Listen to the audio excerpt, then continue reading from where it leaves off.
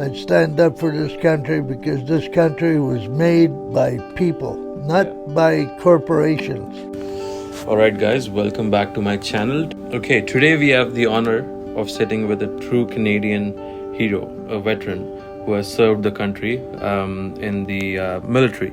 Robert has served in the Canadian military, and we're just gonna have a small chat with him, talk about his experience and how everything went for him in the army. First of all, thank you for joining us, Robert. Okay. It's a pleasure. It's a pleasure talking to you over here, and yeah, thanks for doing whatever you did. Oh yeah, it was in the early days. I'm not a hero. When you grow up as a kid in Canada, was in the early days. I was born in the early 50s, 51. So Canada back then was totally different than it is today. Back then, people had respect for each other. There was more freedom together. And I remember the air raid sirens that they used to go off to let the people know the time for the kids to go into their house, you know. So that's why I always grew up wanting to be a military person, because we had respect for them. Nice. And 68, I joined the military. Went to Cyprus, went to Germany. Can you tell me about your early ages, like growing up? Where did you, where were you born? Where did you grow up? And what, like you already mentioned your inspiration, like about the army, but can you tell us more about that? Like how did you end up joining the military? I grew up in, I was born in Ganawagi, and then we moved to LaSalle in Montreal. It was a suburb. And we lived there up until 67. And then we moved to Verdun, and my other brothers and mother moved to Toronto. Yeah, so growing up, I played all the sports, of course, baseball, softball, fastball. And all the kids that we were together all did the same thing. Yeah. Played ball hockey, played, you know, just friendships over the years. Yeah, for sure. And then because of the friendships, we all wanted to be proud of who we were and where we were. Nice. So it was all good. That it's not so much trying to be better than anybody else. It was just being what you wanted to be. Exactly. That's awesome, Bob. And the Canadian military was a good way to do it. Yeah. The most memorable deployment. Can you tell us more about that? And also like a great mission that you were part of, that you still recall? No, weren't so much a great mission. We didn't have the same type of stuff as they do today. Today they were in Afghanistan and different places, Iraq. That was totally different. We, in the early days, used to do more policing, protect the people in the community where we were deployed.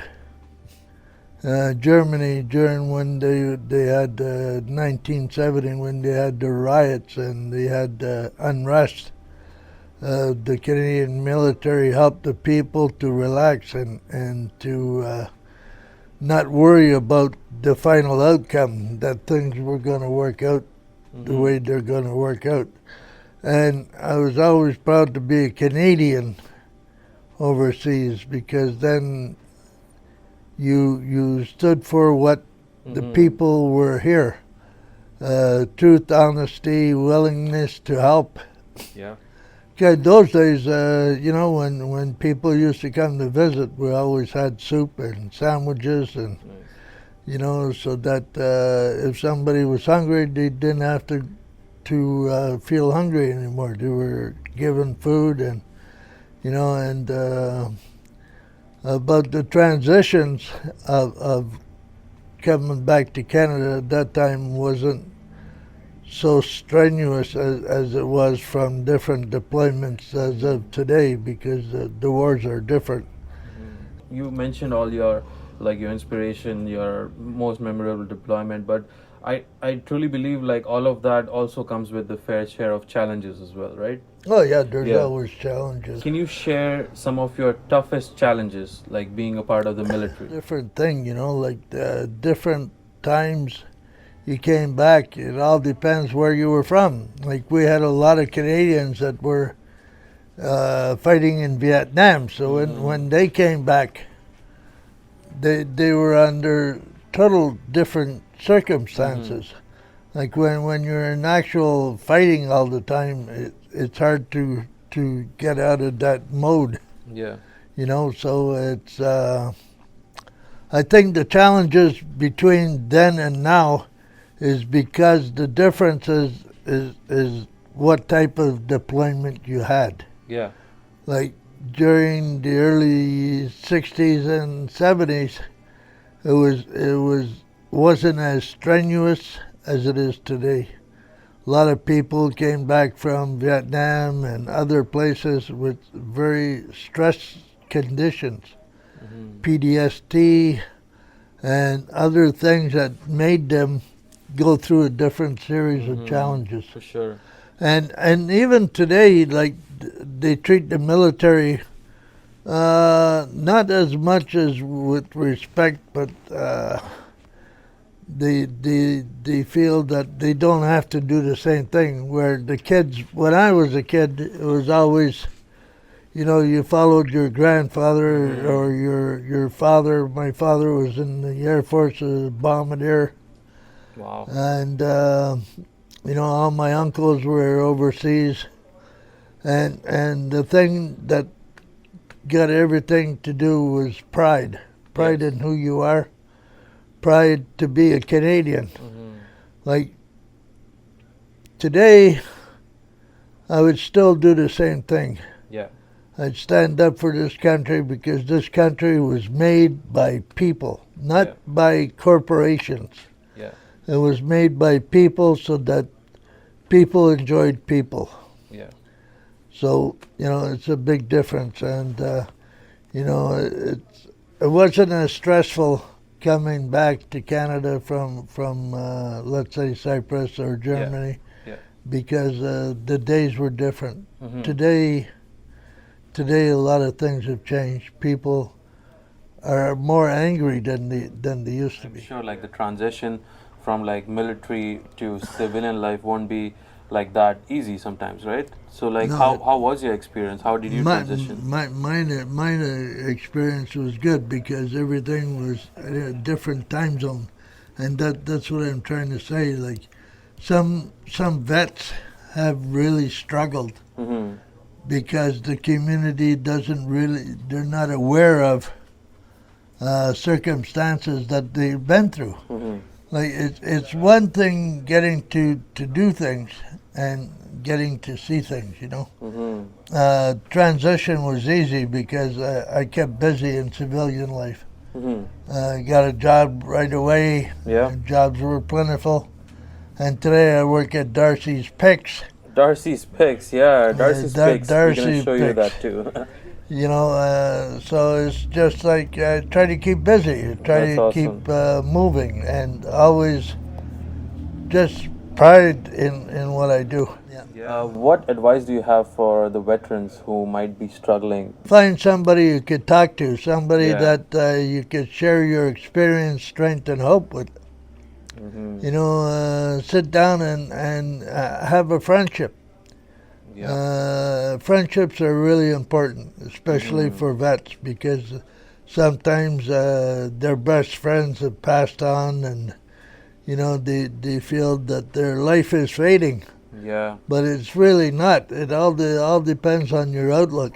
It's like conversations. Like conversation with you is more relaxing and enjoyable because it's comfortable, Exactly. and that's the whole thing. And like I wanted to mention something. I met this fine gentleman maybe this year. It was this year, right? Last year. Last year, yeah, we met last year during the winter time, and we had a small conversation as well. And I told him, next time when I see you, Yeah. I'm gonna make this video, and Yeah. here we are. And here we are, and we're making it. We are making it happen. And if you're a vet, get off your butt, start talking to people, enjoy them, and enjoy what you're doing. What was your proudest Canadian moment that you had in the army? Like something that makes you particularly proud to be Canadian. I think it was just being in the parade square with friends and other friends that I just met from different parts of the country. And in those days, the country wasn't trying to be tore apart. Everybody was proud. And female, male, it didn't matter. It was all about being a Canadian and responsible for what they're doing at the particular time. But like on a parade square where you're with all your comrades and you're able to do the maneuvers which the sergeants want you to maneuver. I think that's my proudest moment, standing next to others doing the same thing.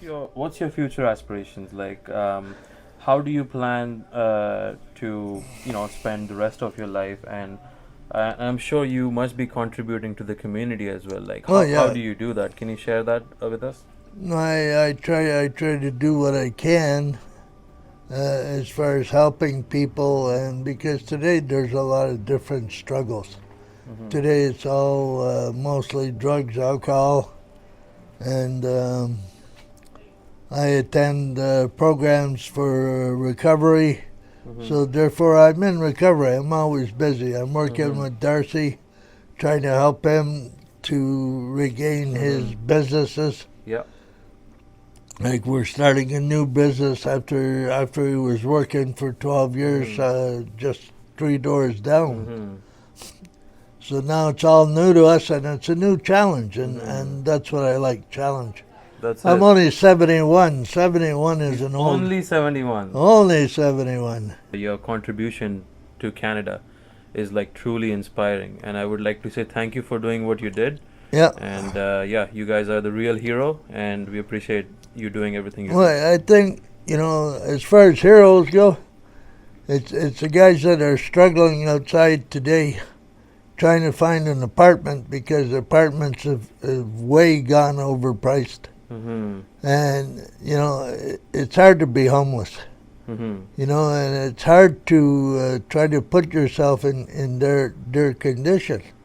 Like spending one night outside isn't, to me, a challenge. It's a challenge is trying to get food, trying to make ends meet, but I don't know. I'm helping Darcy Lavalley, and together I think, we do other things besides just work. We have a friendship. We go out together to different meetings to just learn how to cope with today's life, That's it. And I think that's the difference besides putting your head in the sand or start doing the things that you need to do for you and the people around you. That's it. It's like you coming out of your way from North Bay from North to come here to Sault Ste. Marie, Ontario. Yes. That's not just a little drive. That's a over a 6-hour drive, and sometimes the highways can be really tricky. Slow down, smell the coffee, and it's not so much smell the coffee, but try to be friends to people. Exactly. Always say hi, how are you? Yes. And because sometimes that person has not been told today that they're important, and I think that's the difference. You just got to be kind to people. I think that's what being Canadian is really all about. That's for sure. It's you go anywhere in Canada, they usually will help you if you need help. Yeah, that's right. That's the difference. Anyway, thank you for talking with me and being a part of my life. No, I appreciate it a lot. You took out the time to talk with me right now. Yep. And thank you for sharing all that valuable experience and the advice you gave for everyone. Yep. That means a lot. Hey, thank you so much, man. You're welcome. You take care of yourself. Yes, I will. Thank you. Okay. That concludes our video with our Canadian hero. So if you like the video, please like it and subscribe, and also share it with other youth who would just take a listen to this video and take some inspiration in their life and do something for the country. So yeah, that's it for today. You guys take care.